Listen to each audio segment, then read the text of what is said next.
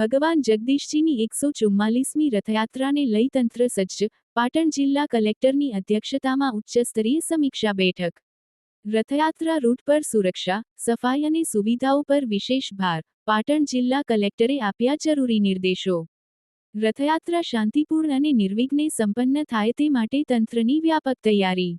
પાટણ જિલ્લાના ઐતિહાસિક નગર પાટણ ખાતે આગામી તારીખ 16 જુલાઈ, 2026ના રોજ ભગવાન જગદીશજીની 144મી ભવ્ય રથયાત્રા તેમજ સિદ્ધપુર ખાતે ભગવાન ગોવિંદ માધવજીની રથયાત્રા નીકળનાર છે.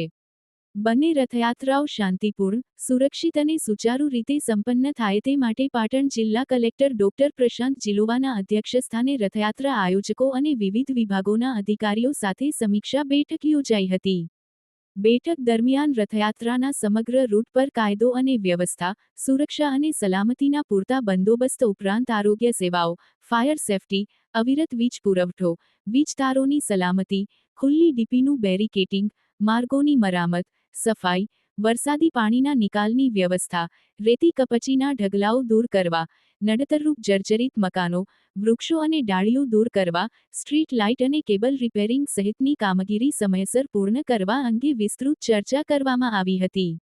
આ ઉપરાંત રથયાત્રા દરમિયાન પ્રસાદની ગુણવત્તાની ચકાસણી, રથયાત્રામાં સામેલ પશુઓના આરોગ્યની તપાસ, માર્ગ પરના સ્પીડ બ્રેકર દૂર કરવા, ટ્રાફિક વ્યવસ્થાનું અસરકારક આયોજન, અસામાજિક તત્વો સામે આગોતરા પગલાં લેવા તેમજ પાટણ શહેરના 3 દરવાજાથી રતનપોળ સુધીના માર્ગ પર પૂરતી લાઇટિંગ વ્યવસ્થા સુનિશ્ચિત કરવા સંબંધિત વિભાગોને જરૂરી સૂચનાઓ આપવામાં આવી હતી.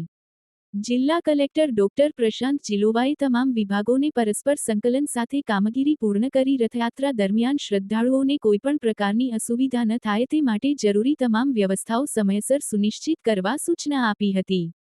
આ સમીક્ષા બેઠકમાં જિલ્લા પોલીસ વડા શ્રી વી. કે. નાઈ, નિવાસી અધિક કલેક્ટર ડોક્ટર મેહુલ બરાસરા, મંદિર ટ્રસ્ટના શ્રી પિયુષભાઈ આચાર્ય, સેવાભાવી સામાજિક સંસ્થાઓના પ્રતિનિધિઓ તેમજ વિવિધ વિભાગોના અધિકારીઓ ઉપસ્થિત રહ્યા હતા.